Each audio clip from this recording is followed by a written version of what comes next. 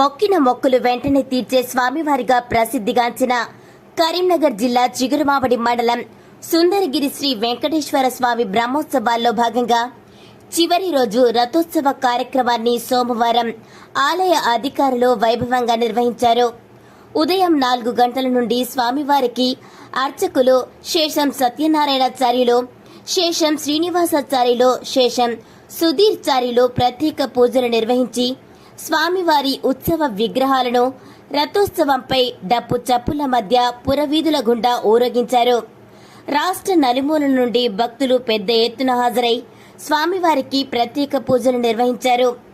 ప్రజలంతా సుఖ సంతోషాలతో ఉండాలని, వర్షాలు సమృద్ధిగా కురిసి పంటలు బాగా పండాలని, గొడ్డు గోద సల్లంగా ఉండాలని స్వామివారికి మొక్కులు చెల్లించారు.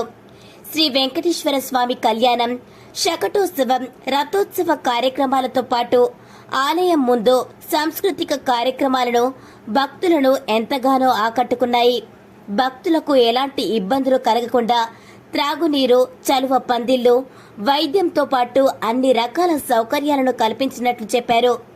రథోత్సవం కార్యక్రమంతో బ్రహ్మోత్సవాలు ముగిసినట్లు ఆలయ అధికారులు పేర్కొన్నారు. ఈ కార్యక్రమంలో ఆలయ EO Kondaparthi Raj Kumar, single window chairman Janga Venkata Ramanareddy, ఆలయ చైర్మన్ గంధ సంపత్, ఆలయ junior assistant Bootla Kavitha Srinivas, Congress party మండల అధ్యక్షుడు కంది తిరుపతి రెడ్డి, బీజేపీ పార్టీ మండల అధ్యక్షుడు పైడిపల్లి శ్రీనివాస్ గౌడ్, మాజీ సర్పంచ్ శ్రీమూర్తి